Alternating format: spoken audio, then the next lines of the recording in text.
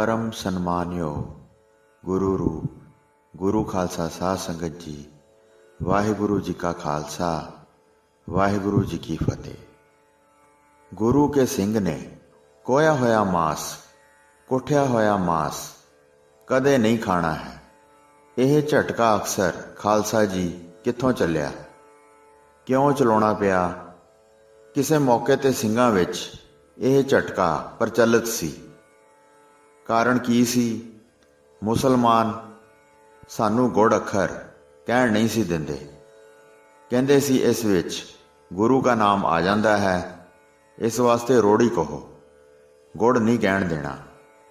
ਫਿਰ ਉਹ ਕਹਿੰਦੇ ਸਨ ਹਿੰਦੂਆਂ ਨੂੰ ਸਿਰ ਤੇ ਪੱਗ ਨਹੀਂ ਬੰਨਣ ਦੇਣੀ, ਤਖਤ ਦੇ ਮਾਲਕ ਨਹੀਂ ਬਣਨ ਦੇਣਾ, ਘੋੜੀ ਤੇ ਨਹੀਂ ਚੜ੍ਹਨ ਦੇਣਾ, ਸ਼ਸਤਰ ਨਹੀਂ ਪਕੜਨ ਦੇਣਾ, ਫੌਜਾਂ ਨਹੀਂ ਰੱਖਣ ਦੇਣੀਆਂ, ਕਣਕ ਦੀ ਰੋਟੀ ਨਹੀਂ ਖਾਣ ਦੇਣੀ, ਧਾਤ ਦੇ ਭਾਂਡੇ ਵਿੱਚ ਨਹੀਂ ਪਕਾਉਣ ਦੇਣਾ, ਮਿੱਟੀ ਦੀਆਂ ਕਨਾਲੀਆਂ ਵਿੱਚ ਪਕਾਉਣ ਤੇ 2.5 ਛੁਰੀਆਂ ਫੇਰ ਕਰਕੇ ਕੋਹਿਆ ਹੋਇਆ ਮਾਸ ਖਾਣਾ ਹੈ।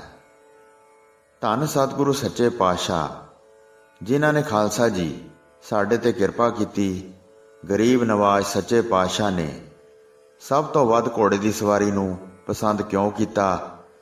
ਅਕਾਲ ਤਖਤ ਸਾਹਿਬ ਰਚਿਆ ਕਿਉਂ? ਕਲਗੀਆਂ ਕਿਉਂ ਸੀਸ ਤੇ ਸਜਾਈਆਂ? ਹੱਥ ਵਿੱਚ ਬਾਜ ਕਿਉਂ ਪਕੜੇ?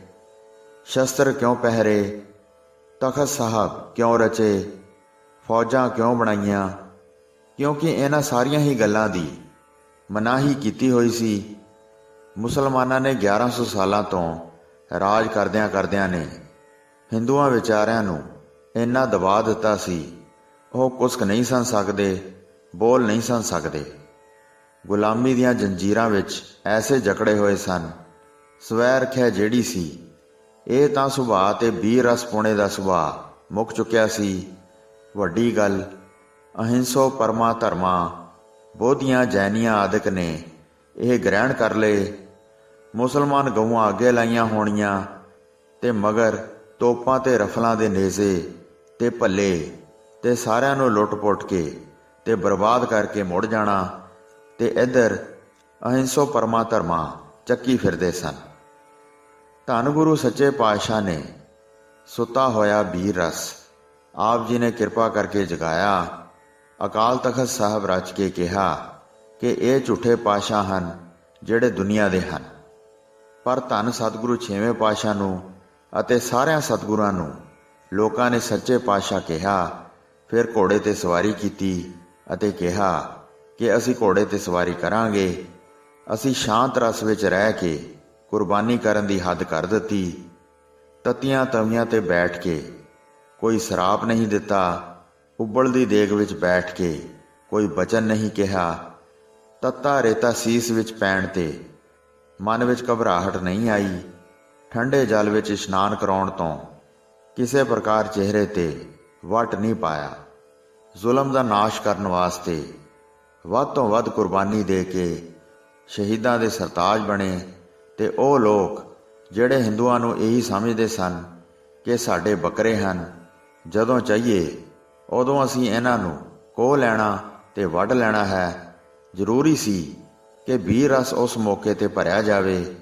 ਤਾਈਓ 6ਵੇਂ ਪਾਤਸ਼ਾਹ ਜੀ ਨੇ ਜਦੋਂ 5ਵੇਂ ਪਾਤਸ਼ਾਹ ਦਾ ਸੁਨੇਹਾ ਪੁੱਜਾ ਕਿ ਆਪ ਸ਼ਹੀਦ ਹੋ ਕੇ ਜੋਤੀ ਜੋਤ ਸਮਾ ਗਏ ਹਨ, ਤਾਂ ਪਹਿਲੇ ਦਿਨ ਹੀ ਪ੍ਰਣ ਕੀਤਾ ਕਿ ਅਸੀਂ ਹੁਣ ਤਖਤ ਸਾਹਿਬ ਰਚਾਂਗੇ, ਅਸੀਂ ਫੌਜਾਂ ਰੱਖਾਂਗੇ, ਅਸੀਂ ਘੋੜਸਵਾਰ ਹੋਵਾਂਗੇ, ਅਸੀਂ ਸੀਸ ਤੇ ਕਲਗੀਆਂ ਸਜਾਵਾਂਗੇ, ਅਸੀਂ ਇੱਕ ਸ਼ਸਤਰ ਨਹੀਂ 2 ਕਿਰਪਾਨਾਂ ਪਹਿਰਾਂਗੇ, ਅਸੀਂ ਹੱਥ ਵਿੱਚ ਬਾਜ ਪਕੜਾਂਗੇ, ਚਿੱਟਾ ਬਾਜ ਹੋਵੇਗਾ। ਸੁਲ੍ਹਾ ਸਾਰਿਆਂ ਦੇ ਨਾਲ, ਪਰ ਜੇ ਕੋਈ ਅੜੇਗਾ ਤਾਂ ਜਿਵੇਂ ਬਾਜ ਸਾਰੇ ਪੰਛੀਆਂ ਨੂੰ ਮਾਰ ਕੇ ਖਾ ਜਾਂਦਾ ਹੈ, ਉਸੇ ਤਰ੍ਹਾਂ ਅਸੀਂ ਵੀ ਨਹੀਂ ਛੱਡਾਂਗੇ। ਇਸ ਪ੍ਰਕਾਰ ਹਜ਼ੂਰ ਸੱਚੇ ਪਾਤਸ਼ਾਹ ਨੇ ਸੁੱਤਾ ਹੋਇਆ ਵੀਰ ਰਸ ਗਰੀਬ ਨਵਾਜ਼ ਨੇ ਕਿਰਪਾ ਕਰਕੇ ਖਾਲਸਾ ਜੀ ਜਗਾਇਆ।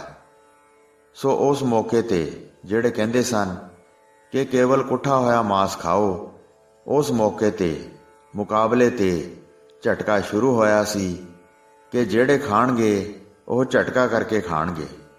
ਇਹ ਮੁਕਾਬਲੇ ਤੇ ਖਾਲਸਾ ਜੀ ਇੱਕ ਚੀਜ਼ ਸੀ, ਜ਼ੁਬਾਨ ਦੇ ਸਵਾਦ ਵਾਸਤੇ ਕਦੇ ਬੱਕਰਿਆਂ ਨੂੰ ਵੱਢ-ਵੱਢ ਕੇ ਖਾਣਾ। ਗੁਰੂ ਘਰ ਦੇ ਵਿੱਚ ਇਹ ਆਗਿਆ ਨਹੀਂ ਹੋਈ। ਸੋ ਕਦੇ ਪੜ੍ਹਿਆ ਹੋਣਾ, ਮਾਨ ਸਿੰਘ ਰਾਜਾ, ਜੈ ਸਿੰਘ ਸਵਾਈ ਰਾਜਾ, ਬਿਸ਼ਨ ਸਿੰਘ ਰਾਜਾ, ਇਹ ਸਾਰੇ ਰਾਜਪੂਤ ਰਾਜੇ ਸਨ। ਸੋ ਬਿਸ਼ਨ ਸਿੰਘ ਰਾਜੇ ਦੀ ਸਹਾਇਤਾ ਸਤਿਗੁਰੂ 9ਵੇਂ ਪਾਤਸ਼ਾਹ ਨੇ ਕੀਤੀ। ਜੈ ਸਿੰਘ ਸਵਾਈ ਸਤਿਗੁਰੂ 8ਵੇਂ ਪਾਤਸ਼ਾਹ ਨੂੰ ਬੇਨਤੀ ਕਰਕੇ ਦਿੱਲੀ ਵਿੱਚ ਲੈ ਕੇ ਆਇਆ। ਮਾਨ ਸਿੰਘ ਰਾਜਾ ਬਿਸ਼ਨ ਸਿੰਘ ਦਾ ਦਾਦਾ ਸੀ। ਇਹ ਸਾਰੇ ਜੈਪੁਰ ਅਤੇ ਜੋਧਪੁਰ ਦੇ ਰਾਜੇ ਸਨ। ਸਿੰਘ ਨਾਮ ਸ਼ੇਰ ਦਾ ਹੈ।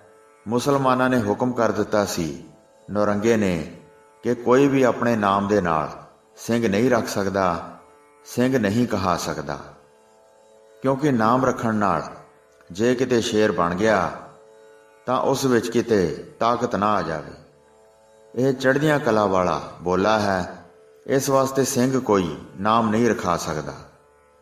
ਹਜ਼ੂਰ ਕਲਗੀਆਂ ਵਾਲੇ ਨੇ ਕਿਹਾ ਕਿ ਜਿੰਨੇ ਵੀ ਸਾਡੇ ਪੰਥ ਵਿੱਚ ਪੈਦਾ ਹੋਣਗੇ ਸਾਰਿਆਂ ਦਾ ਨਾਮ ਹੀ ਸਿੰਘ ਹੋਵੇਗਾ, ਅੱਧਾ ਨਾਮ ਕਿਸੇ ਨੂੰ ਰੱਖਣ ਨਹੀਂ ਦੇਣਾ। ਸੋ ਸਾਧ ਸੰਗਤ ਜੀ, ਰਹਿਤਨਾਮੇ ਵਿੱਚ ਹੁਕਮ ਹੈ ਕਿ ਅੱਧਾ ਨਾਮ ਲੈਣ ਵਾਲਾ ਤਨਖਾਹੀਆ ਹੈ, ਤੇ ਮਾਈਆਂ ਦਾ ਨਾਮ ਗੁਰੂ ਜੀ ਨੇ ਕੌਰ ਰੱਖਿਆ। ਇਹ ਕੌਰ ਕਿਸ ਨੂੰ ਕਹਿੰਦੇ ਹਨ? ਇੱਕ ਪਾਤਸ਼ਾਹ ਦਾ ਟਿੱਕਾ ਹੁੰਦਾ ਹੈ, ਉਸ ਵਿੱਚ ਜਿਹੜਾ ਵੱਡਾ ਪੁੱਤਰ ਹੁੰਦਾ ਹੈ, ਜਿਹੜਾ ਰਾਜ ਦਾ ਹੱਕਦਾਰ ਹੁੰਦਾ ਸੀ, ਵੱਡੇ ਪੁੱਤਰ ਨੂੰ ਰਾਜ ਮਿਲਣਾ ਤੇ ਛੋਟਾ ਪੁੱਤਰ ਕੁੰਵਰ ਕਹਾਉਂਦਾ ਸੀ। ਕਿੰਨੇ ਹੀ ਛੋਟੇ ਪੁੱਤਰ ਹੋਣ, ਉਹਨਾਂ ਨੂੰ ਕੁੰਵਰ ਜੀ ਕਿਹਾ ਜਾਂਦਾ ਸੀ। ਪਰ ਗੁਰੂ ਸੱਚੇ ਪਾਤਸ਼ਾਹ ਨੇ ਸਿੰਘ ਨੂੰ ਆਪਣਾ ਟਿੱਕਾ ਪੁੱਤਰ ਬਣਾਇਆ ਤੇ ਧੀਆਂ ਭੈਣਾਂ ਨੂੰ ਸੱਚੇ ਪਾਤਸ਼ਾਹ ਨੇ ਕੌਰ ਬਣਾਇਆ। ਆਪ ਜੀ ਨੇ ਛੋਟੇ ਪੁੱਤਰ ਬਣਾਇਆ। ਕਿੱਡੀ ਵੱਡੀ ਦਾਤ ਮਹਾਰਾਜ ਜੀ ਨੇ ਸਾਨੂੰ ਦਿੱਤੀ। ਤੇ ਅੱਜ ਕੱਲ੍ਹ ਅਫਸੋਸ ਕਿ ਆਪਾਂ ਅੱਧਾ ਨਾਮ ਲੈ ਕੇ ਹੀ ਸਾਰੇ ਇੱਕ ਦੂਸਰੇ ਨੂੰ ਬੁਲਾਉਣ ਲੱਗ ਪਏ। ਬੀਬੀਆਂ ਦਾ ਨਾਮ ਵੀ ਅੱਧਾ ਤੇ ਸਿੰਘਾਂ ਦਾ ਨਾਮ ਵੀ ਅੱਧਾ। ਕਿੱਥੇ ਸਤਿਗੁਰੂ ਜੀ ਨੇ ਸਾਨੂੰ ਆਪਣੇ ਟਿੱਕੇ ਬਣਾਇਆ ਤੇ ਅਸੀਂ ਅਧੂਰੇ ਹੀ ਬਣ ਕੇ ਰਹਿਣ ਲੱਗ ਪਏ, ਤੇ ਅਸੀਂ ਗੁਰੂ ਕੀਆਂ ਪੁੱਤਰੀਆਂ ਨਹੀਂ ਬਣ ਸਕੀਆਂ। ਜਿਹੜਾ ਅਹੁਦਾ ਕਿਸੇ ਨੂੰ ਪ੍ਰਾਪਤ ਹੋਇਆ ਹੁੰਦਾ, ਉਸ ਨੂੰ ਕੋਈ ਆਪਣੇ ਹੱਥੀਂ ਗਵਾਉਂਦਾ ਨਹੀਂ। ਵੀਰ ਚੱਕਰ ਮਿਲਦੇ ਹਨ, ਪਰਮਵੀਰ ਚੱਕਰ ਵੀ ਮਿਲਦੇ ਹਨ। ਇਹੋ ਜਿਹੀਆਂ ਚੀਜ਼ਾਂ ਅੱਜ ਕੱਲ੍ਹ ਜਦੋਂ ਕਿਸੇ ਨੂੰ ਮਿਲਦੀਆਂ ਹਨ, ਜਦੋਂ ਕੋਈ ਬਹਾਦਰੀ ਕਰਕੇ ਵਿਖਾਉਂਦਾ ਹੈ, ਭਲਾ ਉਹ ਲਾ ਕੇ ਥੋੜ੍ਹਾ ਸਿੱਟ ਦਿੰਦੇ ਨੇ ਕਿ ਲੈ ਜਾਓ, ਸਾਨੂੰ ਇਹ ਸਤਿਕਾਰ ਨਹੀਂ ਚਾਹੀਦਾ, ਕਦੇ ਵੀ ਨਹੀਂ। ਤੇ ਸੱਚੇ ਪਾਤਸ਼ਾਹ ਨੇ ਸਾਨੂੰ ਏਡੀਆਂ ਘਾਲਣਾ ਘਾਲ ਕੇ ਪਰਿਵਾਰ ਵਾਰ ਕੇ ਦਾਤਾਂ ਦਿੱਤੀਆਂ, ਸਿੰਘ ਨਾਮ ਤੇ ਕੌਰ ਨਾਮ। ਪਰ ਅਫਸੋਸ ਹੈ ਕਿ ਅੱਜ ਅਸੀਂ ਲਾੜ ਵਿੱਚ ਆ ਕੇ ਹੀ ਪ੍ਰਾਪਤ ਕੀਤੀ ਹੋਈ ਵੱਡੀ ਭਾਰੀ ਦਾਤ ਨੂੰ ਆਪਣੇ ਹੱਥੀਂ ਗਵਾ ਰਹੇ ਹਾਂ। ਇਸ ਵਾਸਤੇ ਬੀਬੀਆਂ ਦਾ ਨਾਮ ਸ਼ੁਰੂ ਤੋਂ ਹੀ ਲੈ ਕੇ ਕੌਰ ਕਹਿਣਾ ਹੈ। ਕਈ ਕਹਿੰਦੇ ਹਨ ਜੀ ਕਿ ਸ਼ਾਦੀ ਤੋਂ ਬਾਅਦ ਕਹਿ ਲਵਾਂਗੇ, ਪਰ ਸ਼ਾਦੀ ਤੋਂ ਬਾਅਦ ਕਦੇ ਬੀਬੀ ਕੌਰ ਨਹੀਂ ਬਣਦੀ। ਜਦੋਂ ਤੋਂ ਲੈ ਕੇ ਜਨਮ ਲਿਆ ਹੈ, ਗੁਰੂ ਦੀ ਸਪੁੱਤਰੀ ਹੈ, ਇਸ ਵਾਸਤੇ ਕੌਰ ਹੈ। ਤੇ ਸਿੰਘ ਗੁਰੂ ਦਾ ਪੁੱਤਰ ਹੈ, ਜਦੋਂ ਤੋਂ ਲੈ ਕੇ ਜਨਮ ਲਿਆ ਹੈ। ਸਿੰਘ ਦੇ ਘਰ ਜਨਮ ਲੈਣ ਕਰਕੇ ਜਨਮ ਤੋਂ ਹੀ ਸਿੰਘ ਕਹਿਣਾ ਹੈ। ਇਹ ਸੱਚੇ ਪਾਤਸ਼ਾਹ ਨੇ ਬਖਸ਼ਿਸ਼ਾਂ ਕੀਤੀਆਂ, ਮਿਹਰਾਂ ਕੀਤੀਆਂ, ਸ਼ਸਤਰ ਬਖਸ਼ੇ, ਘੋੜੇ ਬਖਸ਼ੇ, ਸਵਾਰੀਆਂ ਬਖਸ਼ੀਆਂ, ਦਸਤਾਰਾਂ ਬਖਸ਼ੀਆਂ ਤੇ ਕਲਗੀਆਂ ਸਜਾਈਆਂ। ਤਾਈਓ ਮਹਾਰਾਜ ਸੱਚੇ ਪਾਤਸ਼ਾਹ ਜੀ ਨੂੰ ਆਪਾਂ ਕਲਗੀਆਂ ਵਾਲਾ ਕਹਿੰਦੇ ਹਾਂ, ਬਾਜਾਂ ਵਾਲੇ ਕਹਿੰਦੇ ਹਾਂ, ਸ਼ਾਹ ਸਵਾਰ ਕਹਿੰਦੇ ਹਾਂ, ਤਖਤਾਂ ਦੇ ਮਾਲਕ ਕਹਿੰਦੇ ਹਾਂ। ਤੇ ਸਿਰਫ ਪਾਤਸ਼ਾਹ ਹੀ ਨਹੀਂ ਹਨ, ਉਹ ਸੱਚੇ ਪਾਤਸ਼ਾਹ ਜੀ ਹਨ। ਸੋ ਆਪ ਸੱਚੇ ਪਾਤਸ਼ਾਹ ਜੀ ਨੇ ਆਗਿਆ ਕੀਤੀ ਕਿ ਕੁੱਠਾ ਮਾਸ ਗੁਰੂ ਕੇ ਪਿਆਰਿਓ ਕਦੇ ਨਹੀਂ ਖਾਣਾ। ਇੰਨੀਆਂ ਕੁਰਬਾਨੀਆਂ ਕਰਕੇ ਜਿਹੜੀ ਕੁਰੀਤੀ ਹਟਾਈ, ਉਹਨਾਂ ਨੂੰ ਬਿਨਾਂ ਕਾਰਨ ਤੋਂ ਐਸੀ ਕੁਰਬਾਨੀ ਨੂੰ ਐਵੇਂ ਖੇਹ ਵਿੱਚ ਰੋਲ ਦੇਣਾ ਕਿੱਡਾ ਮਹਾਨ ਪਾਪ ਹੈ ਤੇ ਸਾਡੀ ਗਲਤੀ ਤੇ ਘਾਟੇ ਦੀ ਗੱਲ ਹੈ। ਇਸ ਵਾਸਤੇ ਉਹ ਮਾਸ ਜਿਸ ਦੇ ਉੱਪਰ ਕਲਮਾ ਪੜ੍ਹਿਆ ਗਿਆ ਹੋਵੇ, ਸੋ ਉਹ ਮਾਸ ਕਦੇ ਵੀ ਨਹੀਂ ਖਾਣਾ। ਬਾਕੀ ਦੇ ਮਾਸ ਬਾਰੇ ਵੀ ਆਮ ਸੰਗਤਾਂ ਪੁੱਛ ਲੈਂਦੀਆਂ ਹਨ ਕਿ ਦੂਜਾ ਤਾਂ ਖਾ ਲਿਆ ਕਰੀਏ, ਉਹ ਤਾਂ ਖੁੱਲ੍ਹ ਹੈ ਨਾ। ਸੋ ਉਹਦੇ ਬਾਰੇ ਸ੍ਰੀ ਗੁਰੂ ਗ੍ਰੰਥ ਸਾਹਿਬ ਜੀ ਦੀ ਬਾਣੀ ਵਿੱਚ ਖੁੱਲ੍ਹ ਕਿਤੇ ਵੀ ਨਹੀਂ ਆਈ। ਸੋ ਕਈ ਕਹਿੰਦੇ ਹਨ ਕਿ ਇੱਕ ਸ਼ਲੋਕ ਆਉਂਦਾ ਹੈ, ਅੰਗ 1299 ਤੇ ਆਉਂਦਾ ਹੈ ਕਿ ਮਾਸ ਮਾਸ ਕਰ ਮੂਰਖ ਝਗੜੇ, ਗਿਆਨ ਧਿਆਨ ਨਹੀਂ ਜਾਣੈ। ਕੌਣ ਮਾਸ ਕੌਣ ਸਾਗ ਕਹਾਵੈ, ਕਿਸ ਮੈਂ ਪਾਪ ਸਮਾਣੇ। ਗਹਿਣਾ ਮਾਰ ਹੋਮ ਜਾ ਕੀਏ, ਦੇਵਤਿਆਂ ਕੀ ਬਾਣੇ।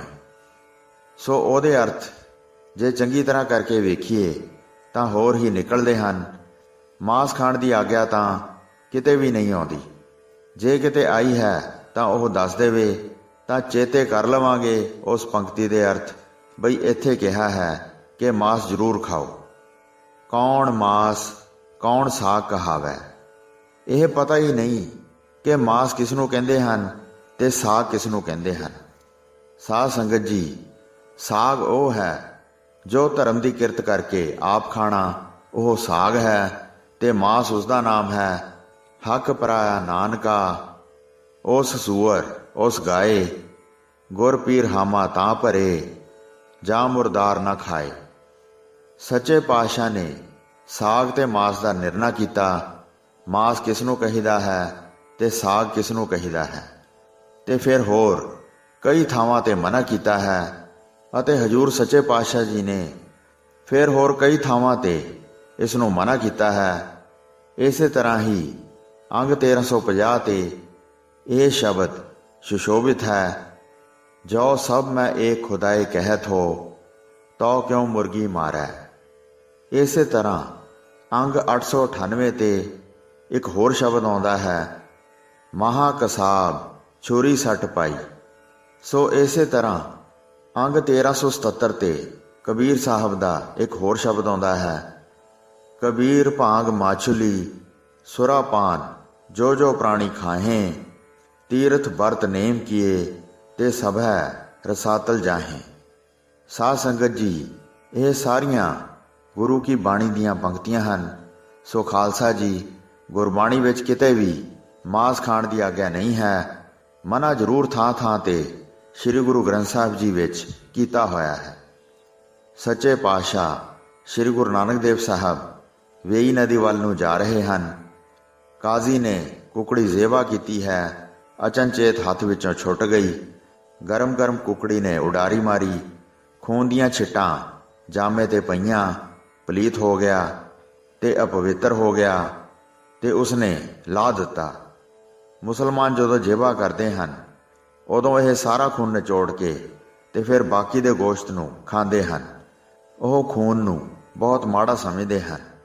ਸੋ ਮਹਾਰਾਜ ਸੱਚੇ ਪਾਤਸ਼ਾਹ ਇਹ ਵੇਖ ਕੇ ਉੱਥੇ ਖੜੇ ਹੋ ਗਏ ਤੇ ਬੇਪਰਵਾਹ ਅੰਤਰਜਾਮੀ ਸਤਿਗੁਰੂ ਜੀ ਕਹਿੰਦੇ ਹਨ ਕਿ ਹੇ ਕਾਜੀ ਜੀ, ਜੇ ਰਤ ਲੱਗਾ ਕੱਪੜਾ ਜਾਮਾ ਹੋਏ ਪਲੀਤ, ਜੋ ਰਤ ਪੀਵੇ ਮਾਨਸਾ ਤਿਨ ਕਿਉ ਨਿਰਮਲ ਚੀਤ। ਜੇ ਇਹ ਖੂਨ ਦੀ ਛਿੱਟ ਪੈਣ ਤੋਂ ਤੇਰਾ ਇਹ ਚੋਗਾ ਅਪਵਿੱਤਰ ਹੋ ਗਿਆ ਹੈ, ਪਲੀਤ ਹੋ ਗਿਆ ਹੈ, ਖਰਾਬ ਹੋ ਗਿਆ ਹੈ, ਤਾਂ ਇਸੇ ਦੇ ਵਿੱਚੋਂ ਹੀ ਸਾਰਾ ਮਾਸ ਬਣਿਆ ਹੈ। ਜਿਸ ਮਾਸ ਦੇ ਵਿੱਚੋਂ ਇਹ ਖੂਨ ਨਿਕਲਿਆ ਹੈ, ਉਹ ਬਾਕੀ ਦਾ ਮਾਸ ਤੈਨੂੰ ਚੰਗਾ ਲੱਗੇਗਾ, ਸਾਰਾ ਹੀ ਤੂੰ ਖਾ ਜਾਏਗਾ, ਤੇਰਾ ਹਿਰਦਾ ਅਪਵਿੱਤਰ ਨਹੀਂ ਹੋਵੇਗਾ। ਇਸ ਵਾਸਤੇ ਬਈ ਜ਼ੁਬਾਨ ਦੇ ਸਵਾਦ ਵਾਸਤੇ ਮਾਸ ਖਾਣ ਦੀ ਸਤਿਗੁਰੂ ਜੀ ਦੀ ਆਗਿਆ ਕਿਤੇ ਨਹੀਂ ਹੈ। ਕਈ ਸਵਾਲ ਕਰਦੇ ਹਨ ਕਿ ਪੁਰਾਣੇ ਸਿੰਘ ਤਾਂ ਖਾਂਦੇ ਸਨ। ਸੋ ਖਾਲਸਾ ਜੀ, ਪੁਰਾਣੇ ਸਿੰਘ ਖਾਂਦੇ ਰਹੇ ਸਨ। ਕਿਸ ਵਾਸਤੇ ਖਾਂਦੇ ਰਹੇ, ਕਦੋਂ ਖਾਂਦੇ ਰਹੇ? ਅੱਜ ਕੱਲ੍ਹ ਵਰਗੇ ਮਕਾਨ ਨਹੀਂ ਸਨ ਉਹਨਾਂ ਦੇ ਪਾਸ, ਅੱਜ ਕੱਲ੍ਹ ਵਰਗੀਆਂ ਕਾਰਾਂ ਮੋਟਰਾਂ ਅਤੇ ਸੁੱਖ ਨਹੀਂ ਸਨ ਉਹਨਾਂ ਦੇ ਪਾਸ। ਉਹ ਰਹਿੰਦੇ ਸਨ ਜੰਗਲਾਂ ਵਿੱਚ, ਪ੍ਰਸ਼ਾਦਾ ਮਿਲਦਾ ਸੀ ਕਦੇ ਕਦੇ, ਕੜਾਕਾ ਰਹਿੰਦਾ ਸੀ ਬਹੁਤਾ। ਉਹ ਬਦਾਮ ਚੱਬ ਕੇ ਵੀ ਗੁਜ਼ਾਰਾ ਕਰ ਲੈਂਦੇ ਸਨ, ਉਹ ਅਰਦਾਸ ਕਰਕੇ ਵੀ ਗੁਜ਼ਾਰਾ ਕਰ ਲੈਂਦੇ ਸਨ, ਉਹ ਬ੍ਰਿਛਾਂ ਦੀਆਂ ਛਿੱਲਾਂ ਲਾ ਕੇ ਵੀ ਗੁਜ਼ਾਰਾ ਕਰ ਲੈਂਦੇ ਸਨ। ਧਰਮ ਦੀ ਰੱਖਿਆ ਕਰਨ ਵਾਸਤੇ, ਪ੍ਰਾਣਾਂ ਨੂੰ ਚਲਾਉਣ ਵਾਸਤੇ ਜੇ ਲੋੜ ਪਵੇ ਤਾਂ ਝਟਕਾ ਕਰਕੇ ਖਾ ਵੀ ਲੈਂਦੇ ਸਨ। ਜ਼ੁਬਾਨ ਦੇ ਸਵਾਦ ਵਾਸਤੇ ਕਦੇ ਬੱਕਰੇ ਮਾਰ ਮਾਰ ਕੇ ਖਾਣੇ, ਇਹ ਕਿਤੇ ਇਤਿਹਾਸ ਵਿੱਚ ਨਹੀਂ ਆਇਆ ਹੈ।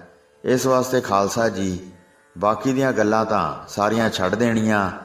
ਉਹ ਬਹਾਦਰੀ, ਉਹ ਜੀਵਨ ਉਹ ਰਹਿਤ ਮਰਿਆਦਾ, ਉਹ ਪਰਉਪਕਾਰ, ਉਹ ਸਾਰੇ ਇੱਕ ਪਾਸੇ ਰੱਖ ਦੇਣੇ ਤੇ ਕਹਿਣਾ ਕਿ ਸਿੰਘ ਮਾਸ ਖਾਂਦੇ ਸਨ, ਸਾਨੂੰ ਵੀ ਮਾਸ ਖਾ ਲੈਣਾ ਚਾਹੀਦਾ ਹੈ। ਇੱਕ ਆਪਣੇ ਮਤਲਬ ਦਾ ਪੱਖ ਲੈ ਲੈਣਾ, ਉਹ ਵੀ ਵੇਖਣਾ ਨਹੀਂ ਕਿ ਕਿਸ ਮੌਕੇ ਤੇ ਖਾਂਦੇ ਰਹੇ। ਸੋ ਇਹ ਏਡੀ ਸਿਆਣਪ ਵਾਲੀ ਗੱਲ ਤਾਂ ਬਹੁਤੀ ਜਾਪਦੀ ਨਹੀਂ। ਰਹੋ ਵਿਚਾਰ, ਗੁਰੂ ਜੀ ਦੇ ਬਚਨਾਂ ਅਨੁਸਾਰ ਕੁੱਠਾ ਮਾਸ ਗੁਰੂ ਕੇ ਸਿੰਘਾਂ ਨੇ ਨਹੀਂ ਖਾਣਾ ਹੈ। ਸੋ ਇਹ ਹਜ਼ੂਰ ਸੱਚੇ ਪਾਤਸ਼ਾਹ ਵੱਲੋਂ ਮਨਾ ਹੈ, ਪ੍ਰਤੱਖ ਵੀ ਮਨਾ ਹੀ ਹੈ। ਭਾਈ ਸਾਹਿਬ ਭਾਈ ਰਣਧੀਰ ਸਿੰਘ ਸਾਹਿਬ ਜੀ ਸੋ ਕਹਿਣ ਲੱਗੇ, ਜੋ ਕਿ ਬੜੇ ਕੱਟੜ ਖਿਆਲਾਂ ਦੇ ਸਨ ਤੇ ਪੂਰਨ ਗੁਰਸਿੱਖ ਸਨ, ਬਹੁਤ ਰਹਿਤ ਮਰਿਆਦਾ ਵਿੱਚ ਪਰਪੱਕ ਸਨ, ਗੁਰਮੁਖ ਪਿਆਰੇ ਸਨ। ਸੋ ਕਹਿਣ ਲੱਗੇ, ਭਾਈ ਮੁਰਗੀਆਂ ਨਹੀਂ ਮਾਰ ਕੇ ਖਾਣੀਆਂ ਚਾਹੀਦੀਆਂ। ਕਹਿਣ ਲੱਗੇ, ਕਿਉਂ, ਕੀ ਇਹਨਾਂ 'ਚ ਮਾੜਾ ਪੁਣਾ ਹੈ? ਸੁਤੇ ਸਿੱਧ ਤੁਰੇ ਜਾ ਰਹੇ ਸਨ। ਸੋ ਖਾਲਸਾ ਜੀ ਗੁਰਮੁਖ ਪਿਆਰਿਆਂ ਦੇ ਚਿੱਤ ਵਿੱਚ ਨਫ਼ਰਤ ਪੈਦਾ ਕਰਨ ਵਾਸਤੇ ਸੰਕਲਪ ਹੀ ਸੀ, ਤੁਰੇ ਜਾ ਰਹੇ ਸਨ। ਕਿਸੇ ਨੇ ਥੁੱਕਿਆ ਹੋਇਆ ਸੀ, ਮੁਰਗੀ ਕੋਲ ਖੜੀ ਹੋਈ ਸੀ, ਉਹ ਮੁਰਗੀ ਆ ਕੇ ਉਸ ਨੂੰ ਖਾਣ ਲੱਗ ਪਈ। ਭਾਈ ਸਾਹਿਬ ਜੀ ਕਹਿੰਦੇ, ਦੱਸੋ ਇਹਨਾਂ ਨੂੰ ਖਾਣਾ ਹੈ? ਇੰਨੀ ਨਫ਼ਰਤ ਹੋਈ ਵੇਖਣ ਵਾਲਿਆਂ ਨੂੰ। ਉਹਨਾਂ ਨੇ ਕੰਨਾਂ ਨੂੰ ਹੱਥ ਲਾਏ, ਕਹਿਣ ਲੱਗੇ, ਅੱਜ ਤੋਂ ਬਾਅਦ ਇਸ ਨੂੰ ਨਹੀਂ ਖਾਣਾ। ਸੋ ਇਸੇ ਪ੍ਰਕਾਰ ਕਈ ਆਖਦੇ ਹਨ ਕਿ ਉਹ ਚੀਜ਼ ਖਾ ਲੈਣੀ ਜ਼ਰੂਰੀ ਹੈ, ਆਹ ਖਾ ਲੈਣੀ ਸਰੀਰ ਵਾਸਤੇ ਫਾਇਦੇਮੰਦ ਹੈ। ਇੰਨੀ ਜ਼ਰੂਰੀ ਤਾਂ ਕੋਈ ਨਹੀਂ। ਜਿਹੜੇ ਨਹੀਂ ਵੀ ਖਾਂਦੇ, ਮਾਸ ਨੂੰ ਹੱਥ ਤੱਕ ਨਹੀਂ ਲਾਉਂਦੇ, ਮਾਸ ਖਾਣ ਵਾਲਿਆਂ ਨਾਲੋਂ ਉਹ ਘੱਟ ਤਾਕਤ ਵਾਲੇ ਨਹੀਂ ਹਨ ਤੇ ਘੱਟ ਹੌਸਲੇ ਵਾਲੇ ਨਹੀਂ ਹਨ। ਸੋ ਜੇ ਗੁਰੂ ਜੀ ਦੀ ਬਾਣੀ ਵੱਲ ਵੇਖੀਏ ਫਿਰ ਤਾਂ ਮਨਾ ਹੀ ਮਨਾ ਹੈ। ਮਹਾ ਕਸਾਬ ਛੁਰੀ ਸੱਟ ਪਾਈ, ਕਰਨਹਾਰ ਪ੍ਰਭ ਹਿਰਦੈ ਵੂਠਾ। ਪ੍ਰਭੂ ਜੀ ਦੀ ਕਿਰਪਾ ਨਾਲ ਵੱਡੇ ਕਸਾਈ ਨਿਰਦਈ ਮਨ ਨੇ ਆਪਣੇ ਹੱਥੋਂ ਛੁਰੀ ਸੁੱਟ ਦਿੱਤੀ, ਨਿਰਦੈਤਾ ਦਾ ਸੁਭਾਅ ਤਿਆਗ ਦਿੱਤਾ। ਸਭ ਕੁਝ ਕਰ ਸਕਣ ਵਾਲਾ ਪ੍ਰਭੂ ਜਦੋਂ ਆਪਣੀ ਕਿਰਪਾ ਨਾਲ ਜੀਵ ਦੇ ਹਿਰਦੇ ਵਿੱਚ ਆ ਵਸਿਆ। ਵਾਹਿਗੁਰੂ ਜੀ ਕਾ ਖਾਲਸਾ, ਵਾਹਿਗੁਰੂ ਜੀ ਕੀ ਫਤਿਹ।